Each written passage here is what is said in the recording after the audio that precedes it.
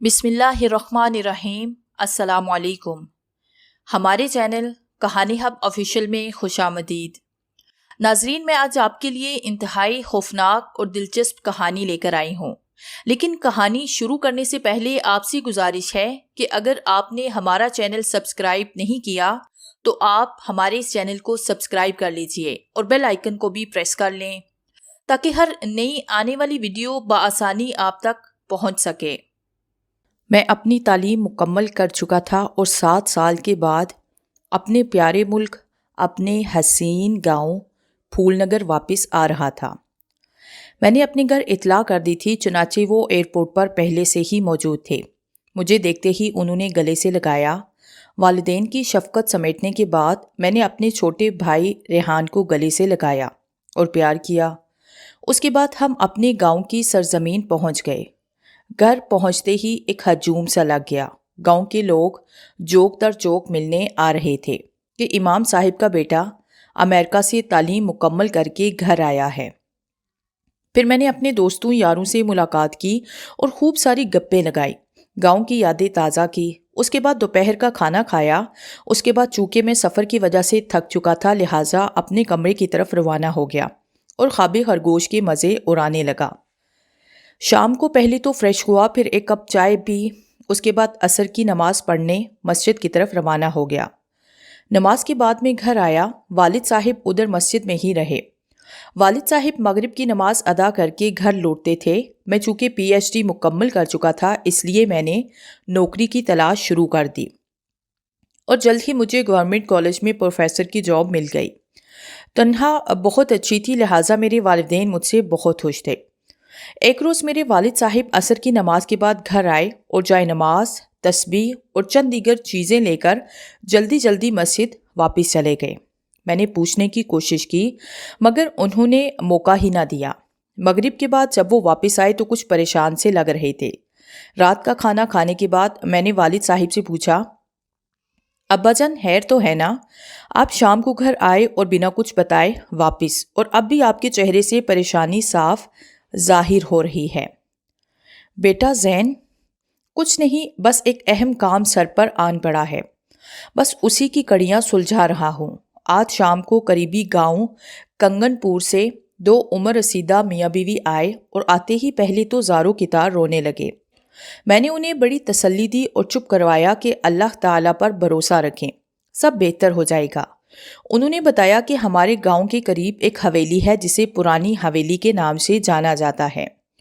وہ حویلی اب کسی کی ملکیت نہیں، اس کے باوجود بھی وہاں کوئی نہیں جاتا اور ویسے بھی وہ صدیوں سے بند ہے۔ اب اس حویلی سے طرح کی ڈراؤنی آوازیں آتی ہیں۔ رات کو تو بہت شور ہوتا ہے مگر دن میں وقفے سے سنائی دیتی ہیں۔ کل رات بھی معمول کے مطابق ہوا میرے بیٹے کمال نے آواز سنی تو بولا، میں دیکھ کر آتا ہوں کہ آخر یہ ماجرا ہے کیا۔ ہم دونوں نے بہت سمجھایا پر جوان ہون تھا، نہ مانا اور حویلی کی طرف چلا گیا۔ ابھی تھوڑی ہی دیر گزری تھی کہ حویلی سے چیخو پکار کی آوازیں واضح طور پر آنے لگی۔ ان آوازوں میں میرے بیٹے کی آواز بھی واضح طور پر سنائی دے رہی تھی، بچاؤ، کوئی تو مجھے بچاؤ۔ ہم دونوں حویلی کی طرف لپکے۔ ان آوازوں سے ہمسائے بھی جاگ چکے تھے، وہ بھی ہمارے ساتھ ہو لیے۔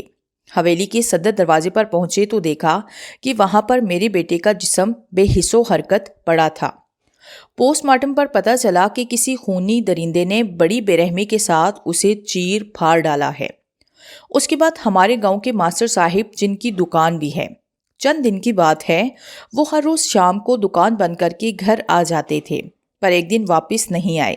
جب کافی سارا ٹائم گزر گیا تو ان کے گھر والے انہیں تلاش کرنے دکان کی طرف آئے اور راستے میں حویلی کے صدر دروازے پر ان کی لاش میرے بیٹے کی لاش کی جیسی حالت میں پائی گئی۔ اور یہ سب کہتے ہوئے وہ دونوں زاروں کی طرح رونے لگے، اور جو حالت انہوں نے دونوں لاشوں کی بتائی وہ کچھ یوں تھی، جسم کا سارا خون زخموں سے بھرا ہوا تھا، سر کو بالکل کچل دیا گیا تھا۔ میں نے انہیں حوصلہ دیا کہ میں اس حویلی کا کچھ کرتا ہوں، کچھ تعویذ دیے اور گھر بیچ دیا۔ کل دن معمول کے مطابق گزرا۔ میں نے دوپہر کا کھانا اختر کے گھر کھایا، وہ میرے قریبی دوستوں میں شمار ہوتا ہے۔ اور سب سے بڑی بات، اس کی اکلوتی بہن سارہ سے مجھ سے منسوب کر دی گئی تھی۔ میں اور سارہ ایک دوسرے کو بہت چاہتے تھے۔ کھانے پر اختر اور اس کے تمام گھر والوں سے ملاقات ہوئی، پر سارہ سے نہیں، کیونکہ وہ اس وقت کچن میں کھانا تیار کر رہی تھی۔ ویسے شادی سے پہلے محبوبہ کے ہاتھ کا کھانا بڑا ہی لذیذ لگتا ہے، پر شادی کے بعد کھانے کا مزہ کیوں خراب ہو جاتا ہے؟ اس سوال کا جواب میں آپ کو شادی کرنے کے بعد ہی دے سکتا ہوں۔ اتنے میں سارہ نے مجھے کچن کے دروازے کی اوٹ سے دیکھا اور مسکرا دی۔ میرا بھی پورا دھیان کچن کی طرف لگا ہوا تھا۔ میں نے بھی جواباً مسکرا دیا۔ اس لمحے مجھے کسی دانا کی بات یاد آ گئی کہ شادی ایک ایسا قلعہ ہے کہ جو لوگ اس قلعے سے باہر ہیں ان کی یہی کوشش ہوتی ہے کہ اس قلعے کے اندر رہیں، اور جو اندر ہیں ان کی کوشش ہوتی ہے کہ اس قلعے سے کسی طرح باہر نکلے۔ اس کے بعد ہم سب نے اکٹھے بیٹھ کر کھانا کھایا اور پھر ادھر ادھر کی باتیں ہوتی رہی۔ وقت کا احساس ہی نہ ہوا اور شام ہو گئی۔ عصر کی نماز پڑھی اور میں گھر آ گیا۔ والد صاحب نے مجھے مخاطب کر کے کہا، بیٹا زین، ہو سکتا ہے مجھے رات کو پرانی حویلی میں ہی رہنا پڑے۔ اگر دیر ہو گئی تو میں صبح کے وقت واپس آؤں گا، اس لیے میرا آپ لوگ انتظار مت کرنا۔ میں نے جواب دیا، بابا جان آپ اپنا خیال رکھنا۔ انہوں نے مجھے گلے سے لگایا۔ نہ جانے کیوں اس وقت میرے دل میں ایک انجانی سی بے چینی ہونے لگی تھی، جیسے میری کوئی چیز چھن جائے گی یا میری قیمتی چیز کھو گئی ہو۔ بابا جان رات کو واپس نہیں آئے۔ میں نے بابا جان کا پیغام گھر پہنچا دیا تھا۔ گھر والوں کو خیال تھا کہ رات ادھر ہی یعنی کنگن پور میں کسی جاننے والے کے گھر گزاریں گے، پر میرے دل میں ابھی بھی وسوسے سے ابھرتے رہے تھے جیسے کچھ ہونے والا ہے۔ رات کو نہ جانے کب نیند کی دیوی مجھ پر مہربان ہوئی اور میں نیند کی وادیوں میں کھو گیا۔ اگلے دن صبح کے وقت دروازے پر دستک ہوئی تو میں عجلت میں دروازہ کھولا تو دیکھا کہ باہر ایک ہجوم سا تھا۔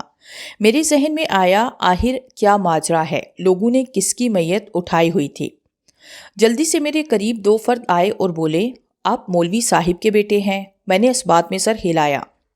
اس کے بعد جو الفاظ انہوں نے کہے وہ سنتے ہی میں تو جیسے سکتے کا شکار ہو گیا۔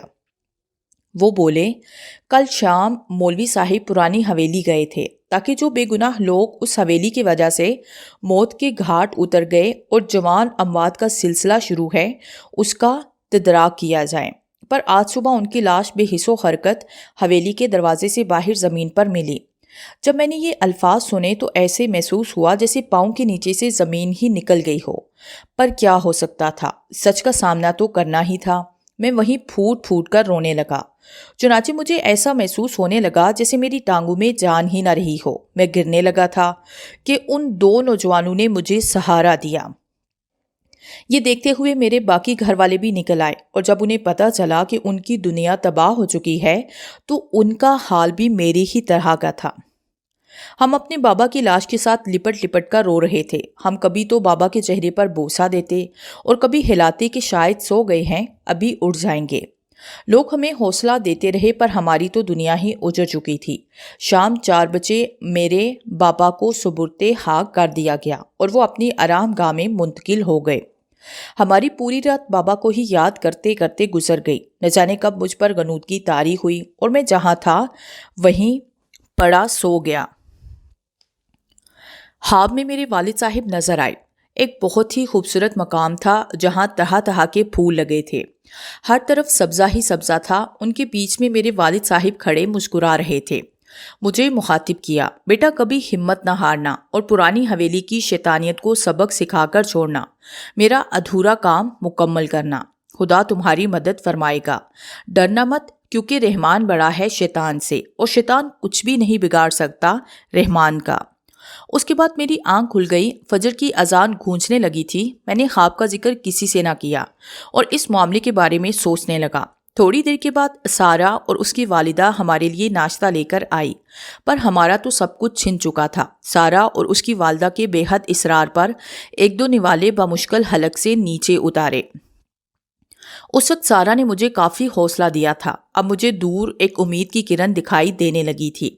پھر گاؤں کے لوگوں کا افسوس کے لیے آنا جانا شروع ہو گیا۔ پھر رات کو جانے کب نیند نے اپنی آغوش میں لے لیا، اور پھر خواب میں میرے والد صاحب آئے اور فرمایا، بیٹا زین، میری کتابوں کی الماری چیک کرنا۔ بیٹا تم نے میری طرح عمل کرنا، میرے بات سب بار تمہارے کندھے پر ہے۔ اس لیے تمہاری ذمہ داری ہے کہ میرا ادھورا کام مکمل کرو اور پرانی حویلی میں موجود اسیب کو ٹھکانے لگاؤ۔ صبح اٹھتے ہی میں نے پہلا کام یہی کیا، بابا کی کتابوں کی الماری کو کھنگالنا شروع کیا، مگر مجھے وہاں سے کچھ نہ ملا تو میں مایوس ہو گیا اور کتابیں ترتیب کے ساتھ رکھ رہا تھا کہ ایک کتاب میرے ہاتھ سے پھسل گئی اور جب زمین پر گری تو اس کے اندر ایک فولڈ کیا ہوا کاغذ تھا، وہ بھی باہر زمین پر گر گیا۔ میں نے کتاب اٹھائی اور کاغذ کھولا تو میری خوشی کی انتہا نہ رہی۔ اس میں بابا کے ہاتھ سے ایک عمل کا طریقہ کار لکھا ہوا تھا۔ اب میرے اندر انتقام کی آگ اور زور و شور سے بھڑکنے لگی۔ عمل اگرچہ مشکل تھا مگر میں نے فیصلہ کر لیا کہ کچھ بھی ہو جائے میں عمل ضرور کروں گا اور پرانی حویلی کے جتنے معصوم لوگوں کا خون پیا ہے اور خاص طور پر میرے بابا کا، تو ہر ایک کا بدلہ گن گن کر لوں گا۔ اگلے دن میں اپنی ماں ریحان اور سارہ کو ساری بات بتانے لگا۔ انہوں نے کافی روکا کہ اس حویلی کی وجہ سے تمہارے بابا موت کے منہ میں چلے گئے اور اب تم، ساتھ ہی سارہ کی آنکھیں بھی نم ہو گئی۔ پر جب میں نے انہیں سمجھایا کہ ایسی بات نہیں ہے، اگر اس حویلی کا کام تمام نہ کیا گیا تو اس طرح ہم بھی ایک دن اس حویلی کی وجہ سے موت کے منہ میں پہنچ جائیں گے، اور بابا کی بھی یہی خواہش ہے۔ آخرکار وہ مان گئے۔ اس کے بعد میں ان کی دعاؤں کے ساتھ اور اللہ کی کرم نوازی کے ساتھ حویلی کی جانب چل پڑا۔ اب میرا رخ پرانی حویلی کی طرف تھا۔ دل و دماغ انتقام کی آگ میں بھڑک رہا تھا، کیونکہ جس طرح بے گناہ لوگ عبرتناک موت مارے گئے، اگر میری جگہ کوئی اور ہوتا تو وہ بھی یہی کرتا۔ تھوڑی دیر کے بعد میں پرانی حویلی کے صدر دروازے پر تھا، چونکہ میں بابا کے ہاتھ کی لکھی ہوئی تحریر پڑھ چکا تھا کہ عمل کس طرح کرنا ہے اور اس میں کون کون سی احتیاط ضروری ہے۔ لہٰذا میں نے حفاظت کے لیے اپنے جسم کا حصہ حصار کیا۔ اس کے بعد دروازے کو دھکا دیا۔ دروازہ آہستہ آہستہ چرچراہٹ کی آواز کے ساتھ کھلتا چلا گیا اور میں اندر داخل ہو گیا۔ حویلی کے اندر ہر جگہ ہر طرف گھاس پھوس، جگہ جگہ جنگلی جھاڑیاں اگی ہوئی تھی۔ صحن کے وسط میں ایک پیپل کا درخت تھا، سو میں نے اس جگہ کا انتخاب کیا اور صاف کرنا شروع کیا۔ اچانک مجھے ایسے محسوس ہوا کہ جیسے کوئی زیرخ میرے پیچھے موجود ہو۔ میں نے فوراً مڑ کر دیکھا پر وہاں کوئی بھی نہیں تھا۔ میں نے اللہ کا نام لیا، اپنے چاروں طرف حصار کھینچا، اس کے بعد عمل کی کارروائی کا آغاز کر دیا۔ ابھی تھوڑی ہی دیر گزری تھی کہ اندر سے عجیب عجیب قسم کی آوازیں آنے لگی۔ اس طرح کی آوازیں میں نے پہلے کبھی بھی نہ سنی تھی۔ او میرے خدایا، اتنی بھیانک آوازیں کہ اگر کوئی اور انسان سن لیتا تو دل کی دھڑکن ادھر ہی بند ہو جاتی۔ ان آوازوں کا شور رفتہ رفتہ بڑھ رہا تھا، پر میں نے اپنا پورا دھیان عمل کی طرف رکھا۔ وہ آوازیں حویلی کے درمیانے کمروں سے آ رہی تھی۔ کچھ ہی دیر کے بعد ان کا سلسلہ ختم ہو گیا۔ اب ہر طرف پہلے جیسا سما تھا۔ نماز ظہر کا ٹائم ہو گیا۔ میں نے ظہر کی نماز ادا کی، اس کے بعد دوبارہ پڑھائی شروع کر دی۔ ابھی تھوڑی ہی دیر گزری تھی کہ حویلی کے در و دیوار کسی کی چیخوں سے لرزنے لگے، جیسے کہ کسی لڑکی پر شدید تشدد ہو رہا ہو۔ مجھ سے رہا نہ گیا، کیونکہ اس لڑکی کی آواز میں بہت زیادہ غم اور دکھ تھا۔ میرا دل چاہ رہا تھا کہ ابھی حصار سے باہر نکل کر اس لڑکی کی مدد کروں، اس لڑکی کی جان بچا لوں۔ پر عین موقع پر میرے کانوں میں بابا جان کی آواز پڑی، بیٹا یہ سب تمہیں عمل سے دور کرنے کے لیے ایک چال ہے، اپنی پڑھائی جاری رکھو۔ میں نے اپنا دھیان دوبارہ سے عمل کی طرف کر لیا۔ تھوڑی دیر کے بعد لڑکی کی چیخوں کا سلسلہ ختم ہو گیا۔ میں نے پڑھائی جاری رکھی اور آخرکار وقت گزرتا گیا اور نماز عشاء کا ٹائم ہو گیا۔ میں نے حصار کے اندر ہی نماز ادا کی اور دوبارہ اپنے مقصد میں ڈوب گیا۔ اچانک سے تیز ہوائیں چلنے لگی، جس کی وجہ سے گرد و غبار کا طوفان اٹھا۔ پھر جب گرد و غبار ختم ہوا تو اچانک میرے سامنے ایک ایسی لڑکی نمودار ہوئی۔ میرے خدایا، کیا بتاؤں، اگر میری جگہ کوئی اور انسان ہوتا تو اسی وقت زندگی کی قید سے آزاد ہو جاتا۔ اس لڑکی کے دانت منہ سے باہر نکلے ہوئے، ہونٹوں پر تازہ خون لگا ہوا، سر کے بال جیسے سر پہ سانپ رقص کر رہے ہوں، ناک آدھی سے زیادہ کٹی ہوئی اور آنکھیں سفید بے جان جیسے ان میں زندگی کی رمق باقی نہ ہو، پاؤں اور ہاتھوں کے ناخن ایسے جیسے ریچھ کے ہوں۔ سرخ لباس میں ملبوس وہ چڑیل نما لڑکی میرے سامنے کھڑی اپنے بے جان آنکھوں سے مجھے دیکھنے میں مصروف تھی، اور اس وقت مجھے اپنی موت یقینی نظر آ رہی تھی۔ اچانک فضا میں ایک کرخت دل و دماغ کو مبہوت کرتی آواز گونجی، لڑکے چھوڑ دے یہ عمل اور بھاگ جا. اگر عمل نہ چھوڑا تو میں تیرا وہ حشر کروں گی کہ موت بھی ڈر جائے گی. لگتا ہے تو ایسے نہیں مانے گا, تجھے سبق سکھانا ہی پڑے گا. اچانک سے اس کی بے جان آنکھیں سرخ انگاروں کی طرح دہکنے لگی اور ان آنکھوں سے 2 آگ کے گولے نکل کر میری جانب سست رفتار سے بھرنے لگے.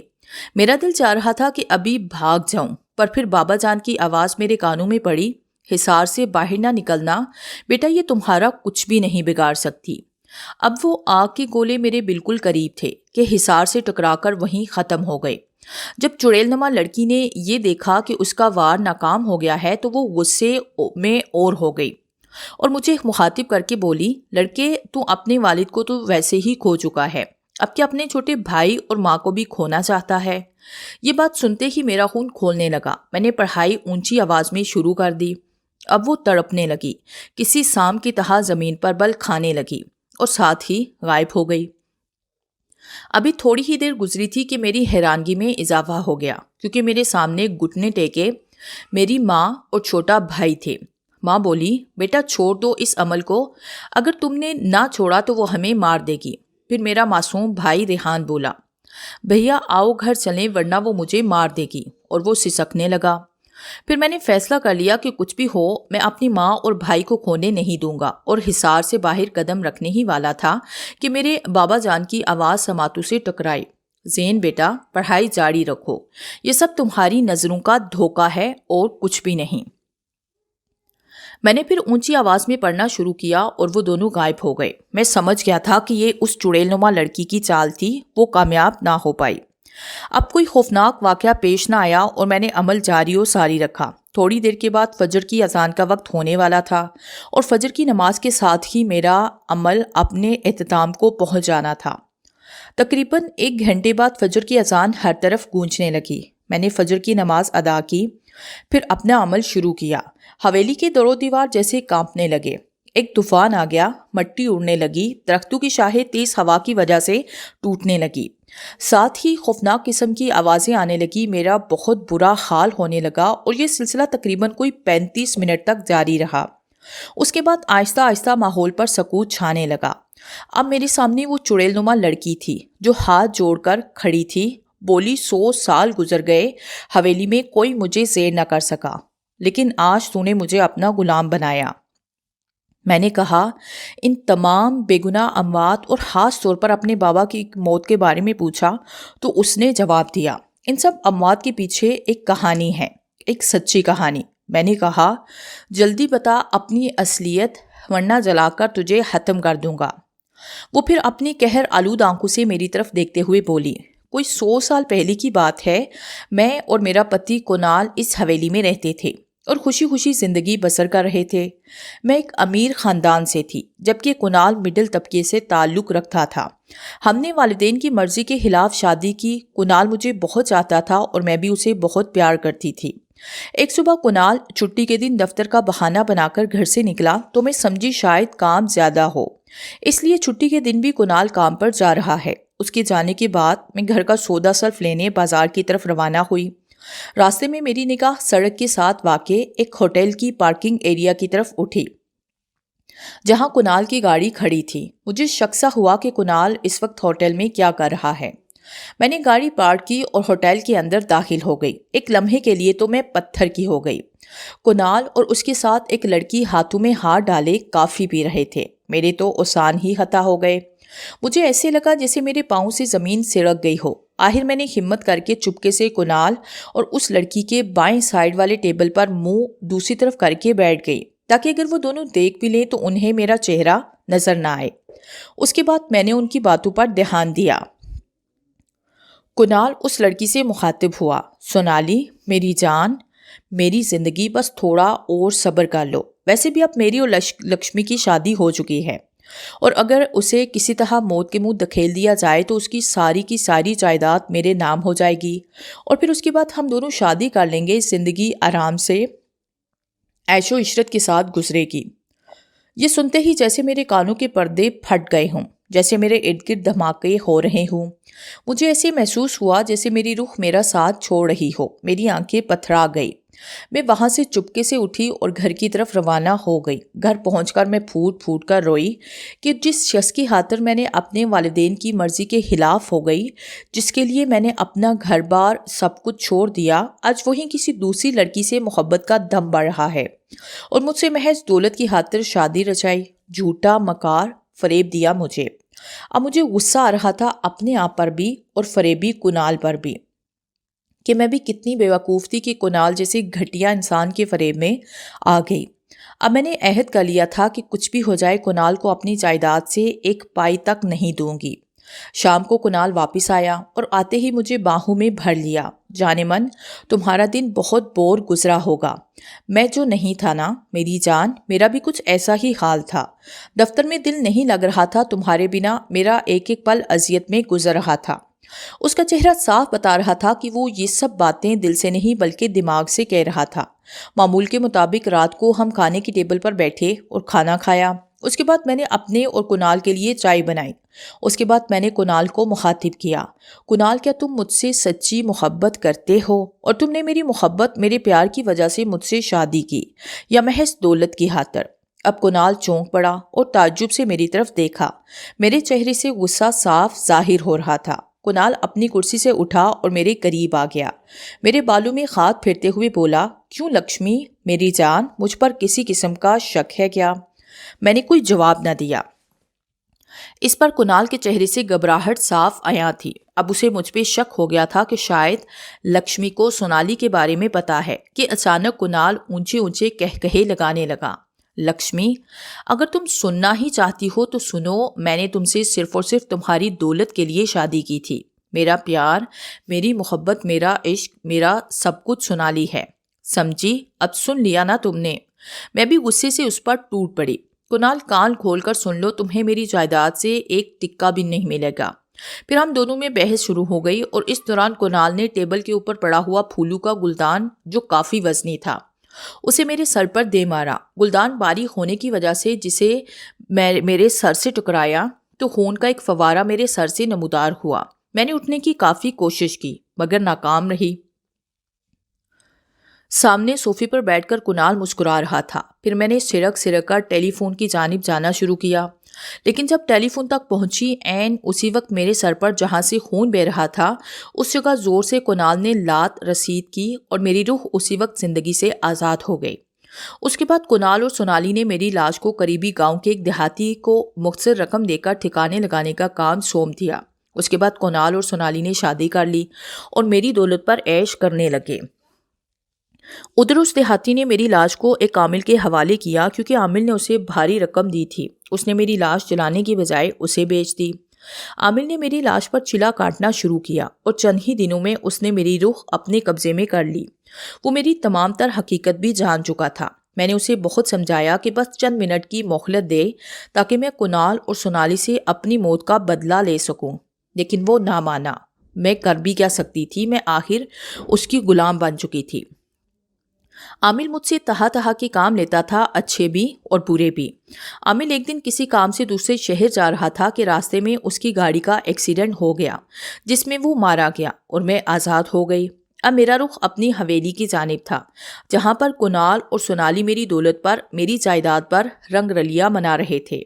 جتنے دن عامل نے مجھے قبضے میں رکھا تھا اس دوران میری روح بہت شکتی شالی ہو گئی تھی۔ جب انہوں نے مجھے اپنے سامنے دیکھا پہلے تو وہ ہنسے اور کہنے لگے کہ اب تو لکشمی خیالوں میں بھی آنے لگی ہے، لیکن جب میں نے اپنی پوری طاقت لگا کر کنال کے گالوں پر ایک تماچا رسید کیا جس سے اس کی آنکھیں ابل پڑی، پھر دونوں پر سے سارا نشہ ختم ہو گیا۔ مجھ سے دونوں معافیا مانگنے لگے، پاؤں پڑنے لگے، پر میرے اندر تو انتقام کی آگ بھڑک رہی تھی۔ ان دونوں کی وجہ سے میری عیش کی زندگی اذیت میں بدل چکی تھی۔ میں انگلی کے اشارے سے کنال کو اوپر اٹھانا شروع کیا۔ جب وہ چھت تک پہنچ گیا تب اسے الٹا نیچے پھینک دیا۔